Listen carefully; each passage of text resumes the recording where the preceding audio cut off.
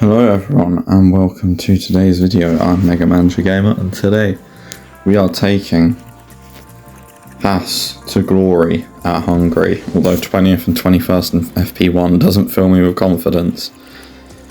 Or does 20th or 22nd in FP2. And what's it in FP3? 21st, 22nd. Do you know what? I think practice is overrated. Let's head into qualifying. At least the drivers are confident. Let's hope the teams took full advantage of practice. It's time for qualifying. The Hungaroring's short circuit can get crowded during Q1 and Q2. Teams need to get their drivers out there and in the best position to set a fast lap or risk being caught out. Let's talk about Mercedes for a moment, Karun. Where's their driver going to be at right now? Looking at the lap times, we saw a real lack of pace from them in practice. They never looked quite comfortable with the setup, and they'll need to try something new for qualifying if they want to get past Q1. Stay with us as we see who can deliver on motorsport's biggest stage. Do you know what? I lose track of things quite quickly, but I think this is going to be the first race with our brand new upgrades, the really big upgrades that hopefully should shake up this whole season and will put us back towards fighting Williams and Williams kick Alpine properly rather than just losing places to them like Silverstone. And Gio's gone purple in the first sector, albeit he won't keep it for long, I wouldn't have thought.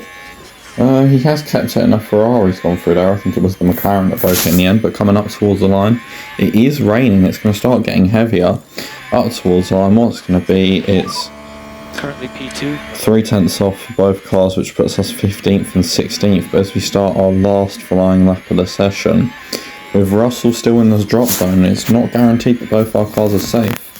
They are going to need an improvement here, and they are going to need a lap without being blocked. I can't see if that says 25 seconds left or 8 minutes and 25 seconds left. Lawson's run wide, and I think that is just 10 seconds left of the session. It's yellow for the first sector and green for Iwasa, and that is the end of the session.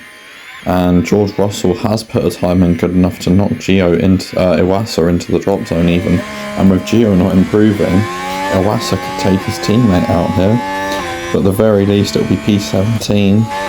Gio goes P16, can't improve on his time. Iwasa goes up to P15 and knocks his teammate out. Giovinazzi is knocked out in Q1 and our car's pace does not look great. I hope that improves.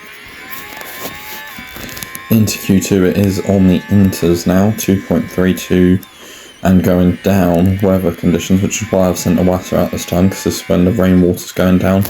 V-Carb was the other team I was thinking about getting close to flying. V-Carb,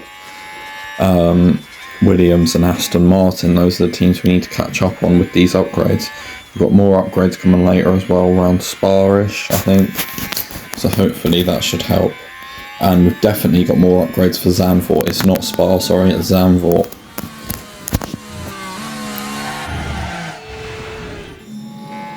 As we see George Russell having a whip. So yeah, Zandvoort is the race after the summer break, so that's when the upgrades will come on. And then after that, soon after that, our factory facility should be complete, which means we can get more manufacturing done. Iwasa goes P6 in front of both V-Carbs, but at the end of the session, that comes to P14, and he's not got long to put a time in before he's knocked out, so this time has got to be good enough. There's a car in the way, he gets out of the way relatively quickly. That was one of the Ferraris, both of which I'd say are safe in this session. Iwasa does a green first sector, which is always lovely to see. Coming through the chicane towards the the end of the second sector. Coming to start the final sector, going through the right, and it's the second green sector this time. Left, long left-hander, long right-hander, and up towards the line. What's it gonna be? It's gonna be P11. Oh, not too close actually to going through. But yeah, Albon's not on a lap, so it's going to be P11 and P17 on the grid for the Hungarian Grand Prix. There's a fantastic atmosphere here at the Hungaroring today as we prepare for 70 laps of thrilling F1 action. The heart may be in Budapest, but the racing soul is right here. Decades of F1 history saturate every turn of the Hungaroring, including the 1989 Grand Prix, where Nigel Mansell bullied his way from a P12 start to an ultimate victory. What on paper could be a low-speed circuit is turned flat out by modern Formula One cars. The Hungaroring's short lap means track position is essential in qualifying, and drivers will need to be careful of track limits throughout the race. Tension continues to build here as race day begins. Well, it's great to have you with us, folks, as we settle in for the weekend's Grand Prix action. There's a chance for Esteban Ocon to show what he can do here. They're in a tight pack starting ninth, so hanging on to points is going to be very competitive. Right, let's get to it then. And here we go with the Hungarian Grand Prix. And it's lights out, and away we go. And indeed it is go, go, go, pedal to the metal and all that. Or pedal to the plastic even.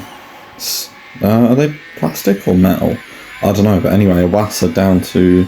No, maintains 11th, sorry. Gio maintains 17th, not much going on. It's going to be an aggressive strategy this race. Iwasa and Albon are fighting nip and tong. Is that the phrase? I think so. And Gio makes a stunning lunge on Logan Sargent for P16. I know it's P16 only, but we'll take it. And he loses that place down the main straight. And Iwasa loses the place to Alex Albon with a sweeping move around the right-hander, left-hander. Iwasa makes it back, and Zhou is having a problem. And the car just locks, and hopefully... That's not what you need. Now with the Haas. The opportunity's there. Gio makes an awesome lunge on Kevin Magnussen, and Tsunoda goes all the way around the outside of Iwasa, but we shove him off. Oh dear, that's not what they need right now. Problem for Porsche, robust defence from Iwasa, and that was one of our cars going off, and it was Iwasa with the lockup. Let's Tsunoda through, let's Ricciardo through, gets back on track, but that was costly. As they arrived at turn 12.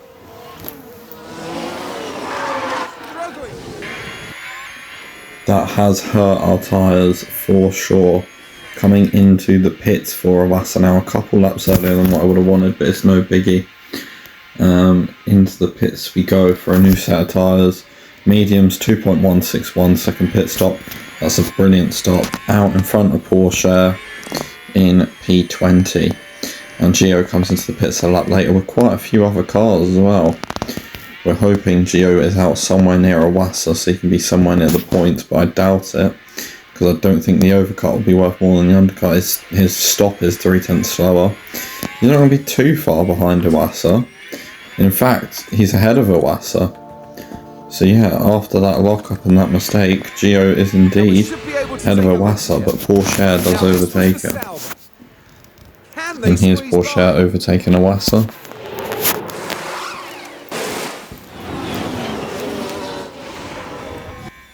Nice stellar move. And Iwasa shoves off his teammate Gio. We'll be seeing no more of that, please. Iwasa goes for a stellar dive on Ricciardo. And then Gio gets Lawson, Ricciardo then gets Gio, and then Gio gets Ricciardo and Lawson back, so P16 and 17 currently, and that is a virtual safety car, but Logan Sargent crashing out, that is going to help us save a bit of tyre wear. That is awesome. Here's a replay of Sargent's crash. See what happened. Right, we're down at turn 5. Oh, just loses it as he stands on the power, that's nasty. Virtual safety car ends soon, that's helped us massively with tyre wear. Iwasa's now going to go after Zhou. He's going to get him, get to the inside, and that's P13. Another spot gained. And here's Daniel Ricciardo overtaking one of our cars, probably Giovinazzi. Yeah, it would be Giovinazzi. And there's Iwasa going for a stunning move around the outside of Teo Porcher. Porcher then has more problems with his mechanical issue. And Gio makes another move on Zhou. Textbook, that one. And he makes another move on Porcher. Up to 12th and 14th, but Sonoda tries getting in but just fails. And then succeeds on the next left-hander though.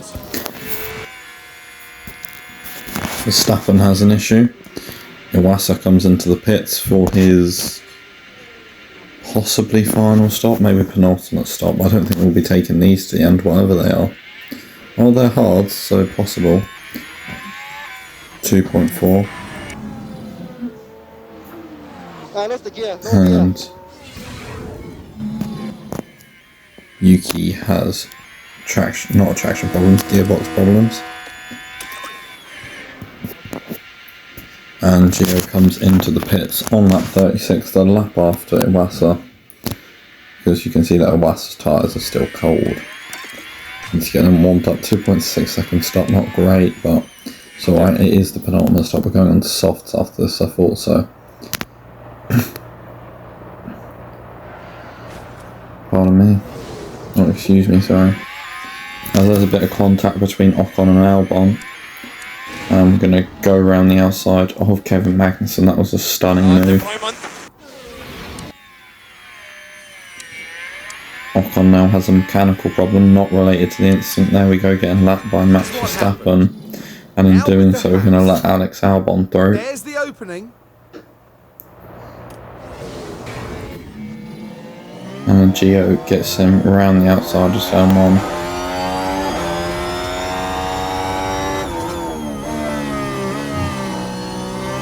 And straight after that, Ricciardo sets a lunge down the inside into turn 2. And Ocon and Iwasa are now fighting, but I don't think Ocon is in Iwasa's race really. He gets him, Gio comes into the pits for his set of the hard compound tyres. Going to quickly save the race. And into the pits he comes for a new set of hard tyres, and that's a slow stop, 4.5. Oh, that's a slow one. That's not ideal. That's going to drop him behind, well, no one important, just lap cars. And Gio then gets Magnussen on lap 53. Lap 57, Iwasa comes into his pits. Gio's got Zhou, but I think that's because he pit rather than anything else. More lift and coast. Copy. Oh, that's an engine failure for Liam Lawson in 20th place. And that's 2.5 seconds stop for Iwasa on his soft tyres with 13 laps to go. I think the maximum we're getting today is P12, but if we can, then why not? There we go, unlapping ourselves on Lando Norris. There's a crash. It's going to bring out the VSC for Iwasa, and that's going to help us save tyre wear, although that's not great for Gio because he has quite a bit of tyre wear left. Sorry. And that crash is for a car in front of us, Valtteri Bottas, which means we're now fighting Alex Albon for a point with 5 laps to go, and we're going to dive him the next lap and get P10. And Daniel Ricciardo is about to overtake Gio. Very nice move, just unfortunate it's on one of our cars. And we're going to come through with that laggy thing, whatever that is, to finish P10 and P14 or something like that. Win, but another stunning performance today. And as far as those three are concerned, well, they'll be leaving Budapest hungry for more.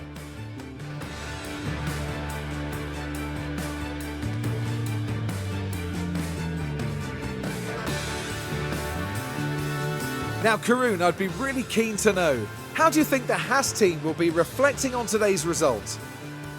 It was a strangely mixed weekend for them. We saw one driver, a different story for the other. Definitely positives there though. And that then marks the end of our time here in Hungary. Next time, the teams will be adding another year to the legend of Spa-Francorchamps. Anything can happen at the Belgian Grand Prix.